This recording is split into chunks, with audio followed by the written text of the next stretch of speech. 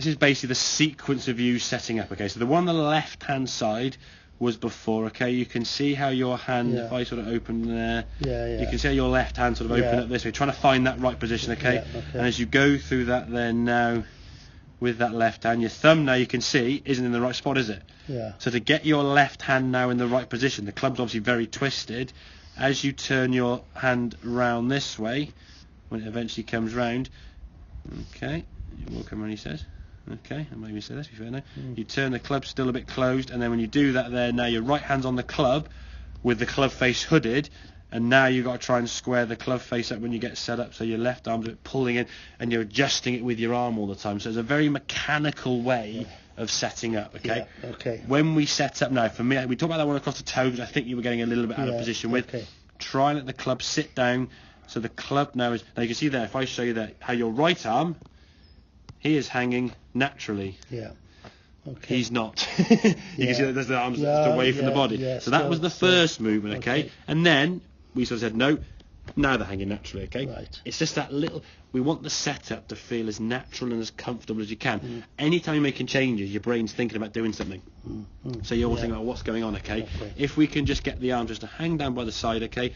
Try and get the club face straight, not turning in, okay? Let your arm just hang down. Again, example I said, as if you're holding a basket. Where would you, if you went to go and pick up a basket, you wouldn't sort of put your hand underneath here and then roll the, you just grab it in the fingers and you grip onto it, okay? And that, I think, is where the swing has to sort of go to, where we get in a much more natural position. So your hand's hanging down there now, you bring the golf club in, you get yourself set up, and we go through the setup here now. I'll zoom in before your shot. That there's a good grip. We can see that the V on your right thumb and forefinger goes up to your right shoulder, which is perfect, and we can pretty much see the logo on your left, was it Mizuno glove there, the logo on your glove there, so it shows that the two knuckles that are going to be in there you can see pretty easily. So your hands now are on the club in a position that can show and return the club back to the golf ball square or straight, okay? You can certainly create power from there, okay, and hopefully in time that will start feeling comfortable. And the way I like to do that easily or quickly as we can, hold the golf club at home on the sofa, watching a bit of TV, just wiggling the club in midair, so your hands get very familiar holding that club, okay? Hold it. Can I just so the check for the club is the V on your right, I mean, if you're looking in a mirror, that kind of goes up your arm towards that right shoulder there, as you got there, and then I can see what your two knuckles. I mean, two knuckles. See the logo there of your left hand. Again, it's across the finger, but don't put your hand in this sort of palm up position. Just sit down by your side, okay? Because that's where your hand's going to hang naturally, okay? You talked about pinching your arms in and that sort of thing. That's going to cause again more tension. So all these things at setup are just creating stiffness. And we're trying to create speed, and tension and stiffness is one of the biggest killers of speed in the game of golf. Now, the reason why some of these shots are going left is because you've got the club face now pointing straight when it comes into impact. But if we watch this swing on the left-hand side now, part of the reason why you thin the golf ball, as we come back to the golf ball now, because you've suffered with a golf ball spinning off to the right, your sort of mechanism, shall we say, to stop it go there is flick the wrists and hit it this way. It's like a wrist flick with the hands this way to try to almost close the club face. And if we watch this impact position here now, you can see impact how your club shaft is behind the golf ball, So you're leaning the club back behind the ball. That green line is certainly tilted more to this side when it should be tilted more. Ideally, impact, you'd want the club to be more there. So your hands would actually be further forward, more in condition with where this right wrist is. So that's what I'm saying to Steve. As behind the ball. You're sort of flicking it with the ball this way. Now, when you do that... Because I look as if I'm tilted that way. Yeah, exactly. That's the lead. So as you're hitting the golf ball, and again, if you're slicing a ball, or hitting the ball to the right, this is an over-exaggerated version of what you got on that left side, okay? So you're going to go that way.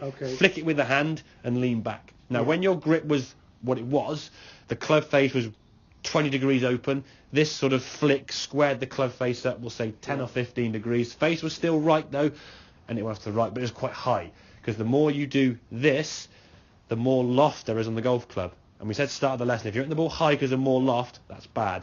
If we're hitting the ball high because of speed, that's good, because the ball's still going somewhere, isn't it, if you've got speed. If you've got more loft, you're losing distance. Added to that as well, if I do this, it's pretty impossible to hit the ground. So you're going to spin a lot of shots, aren't you?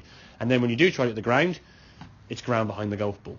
So we've got to really feel this right wrist as you come into impact, more into this position, okay? There's a really good drill I'll show you in a second, how we can get this club to stay in this position, okay? Now if I just you to hold that club there, the drill you would practice, if I show you one as a drawing, okay, this will help you sort of refresh your memory, okay? When you set up now the drill, you lean the club back towards your right foot, so the club is on the ground there by that blue line, your hands stay in the same position, don't move the hands back, you just tilt the club at an angle, so your wrist now goes like this, yeah? So you turn the club to the side there, outside towards your right foot, then what you do is you drag the club along the ground to the same position on the other side. So what it will look like, set up here, club to the blue line, drag, and the club stays on the ground the whole way. What you would do is that, and the club comes off the ground, because this right wrist flicking adds loft, potentially it's the ball left, and will thin a lot of shots. So we're trying to get the feeling of how this club is hitting the golf ball with the right wrist. Now obviously when you're hitting the golf ball, you're not going to go and then swing through, but your right wrist needs to be in this position more at impact, not that position. So your right wrist is 100%. Oh, Matt, you're nowhere near. I mean, okay.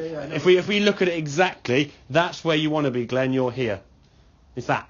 It's 6 inches maybe. Okay, not a lot. Okay, but you're back here with the hands, and you want the hands to be there. Okay. If we look at the club face, that's going left. That's square. Going left, square. Now when the ball's going right, this helped you. Now your grip's better, ain't going right, is it? The last two have got you pulled to the left slightly, okay? Or, if you do add the loft, you might open the club face, it just goes higher. Okay? Does that make sense, yeah? It makes sense, there's a lot to take in. It's a lot of practice, okay? Yeah. But grab a couple of clubs there now, I'll grab